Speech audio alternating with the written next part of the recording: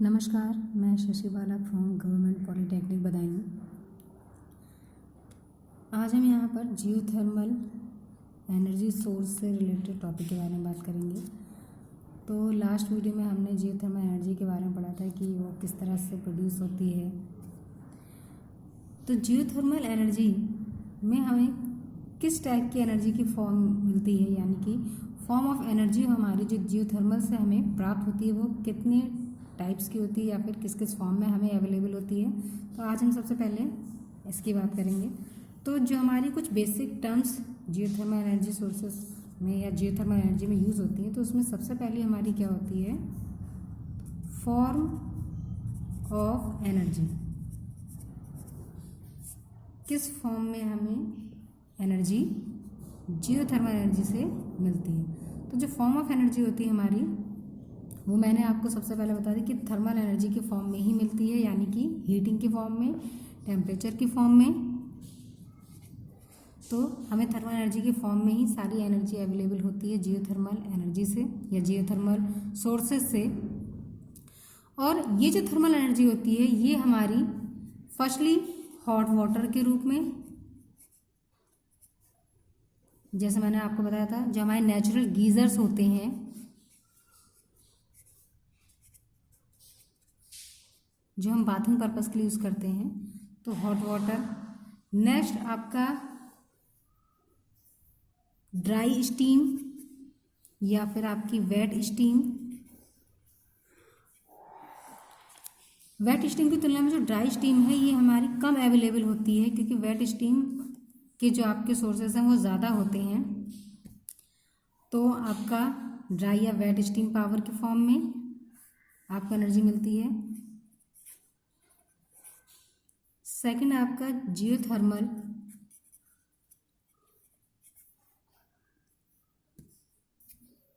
Brine solution,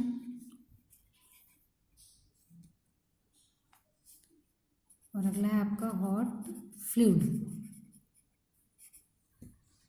इस तरह की फॉर्म्स में हमें एनर्जी अवेलेबल होती है। किसकी फॉर्म में? थर्मल एनर्जी की फॉर्म में। यानी कि जो हमारे सोर्सेस होते हैं जियोथर्मल एनर्जी के, उनसे हमें फर्स्टली हॉट वाटर मिलता है, ड्राई या वेट स्टीम मिलती है, ब्राइन सॉल्यूशन मिलता है, हॉट फ्लूइड मिलता है। तो ये सारी चीज़ें, हॉट फ्लूइड हमारा इन सभी का मिक्सचर भी हो सकता है, तो हॉट फ्लूइड कहिए, या फिर mixture of all of this. तो इस फॉर्म में हमें एनर्जी मिलती है जियोथर्मल सोर्सेज से। सेकंड है इसकी अवेलेबिलिटी।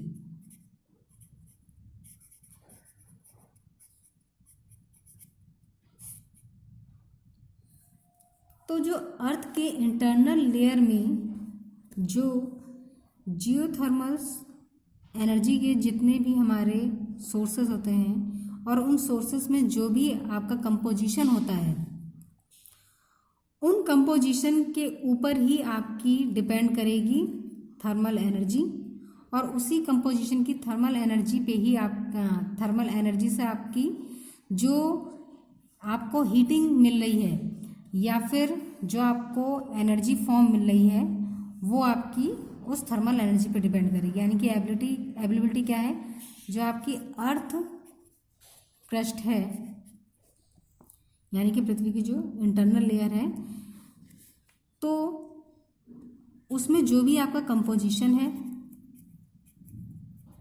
उस कंपोजिशन पे डिपेंड करेगी आपकी थर्मल एनर्जी। और इस थर्मल एनर्जी पे ही आपकी क्या डिपेंड करेगी, जियोथर्मल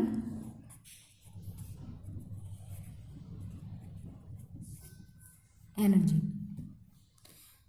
और ये जो जियोथर्मल एनर्जी है या जो हमारी थर्मल एनर्जी है, ये डिपेंड करेगी आपकी अवेलेबिलिटी पे, कि जो जितना भी आपका कंपोजिशन है, यानी कि जितनी भी आपकी अवेलेबिलिटी है, उसी अवेलेबिलिटी के अकॉर्डिंग आपको थर्मल एनर्जी प्रोवाइड होगी, और उसी थर्मल एनर्जी के अकॉर्डिंग आपको जियोथर्मल एनर्जी प्राप्त होगी, जिससे आप इलेक्ट्रिसिटी प्रोड्यूस कर सकते हैं या स्पेस हीटिंग वगैरह में इस टेम्परेचर को यूज़ कर सकते हैं।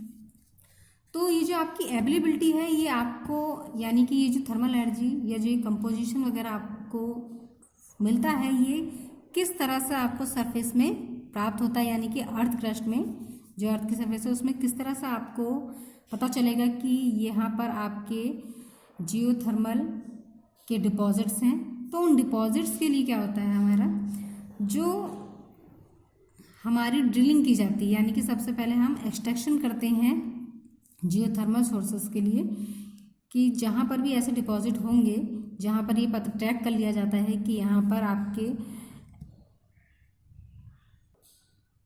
हाई टेम्परेचर के डिपॉजिट्स हैं, उन स्थानों से हम ड्रिलिंग के द्वारा या फिर ड्रिलिंग के द्वारा हम वेल का फॉर्मेशन करते हैं और उन वेल से या फिर कुओं से हम एनर्जी को एक्सट्रैक्ट करते हैं, चाहे वो आपकी हॉट वाटर के फॉर्म में हो, चाहे आपके वो स्टीम के फॉर्म में, चाहे आपके ब्राइन सोल्यूशन की फॉर्म में, या फिर आपके हॉट फ्लूइड यानी कि ऑल ऑफ अबव मिक्सचर की फॉर्म में हो। तो इस तरह से आपकी एबिलिटी आपकी डिपेंड करेगी। लोकेशन पे भी आपकी मेनली डिपेंड करती है, क्योंकि जैसे आपकी लोकेशन होगी उसके अकॉर्डिंग ही आपको ये पता चलेगा कि वहाँ पर जियोथर्मल सोर्सेस के स्पॉट्स हैं या नहीं हैं। तो इसके लिए सबसे पहले क्या किया जाता है, ये मोस्टली आपको 80 किलोमीटर की डेप्थ से प्राप्त होना शुरू हो जाते हैं। यानी कि अगर हम ड्रिलिंग करें 80 किलोमीटर तक की, तो इससे ज़्यादा की और गहराई पे अगर आप ड्रिलिंग करते हैं तो आपको जियोथर्मल सोर्सेस अवेलेबल होना शुरू हो जाते हैं। तो क्योंकि हमारी डेप्थ बहुत ज़्यादा होती है तो ड्रिलिंग करना काफ़ी टफ हो जाता है, यानी कि हमारी ड्रिलिंग पॉसिबल नहीं होती है। और जो अर्थ क्रस्ट है उसमें भी आपकी बहुत सी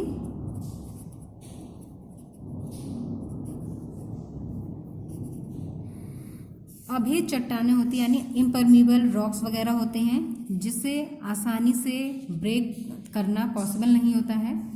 तो जो आपके नेचुरली स्पॉट्स होते हैं या फिर कुछ ऐसी नेचुरली लोकेशंस होती हैं जहाँ पर आपको जियोथर्मल के सोर्सेज आसानी से अवेलेबल हो जाते हैं, तो हम उन्हीं लोकेशन से, उन्हीं स्थानों से क्या करते हैं, इस एनर्जी को एक्सट्रैक्ट करते हैं।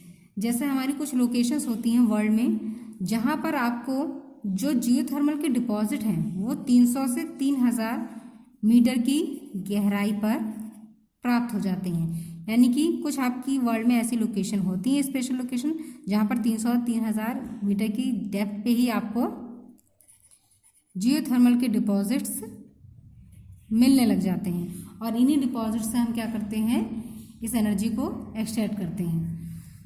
नेक्स्ट है हमारा मेथड ऑफ एक्सट्रैक्शन।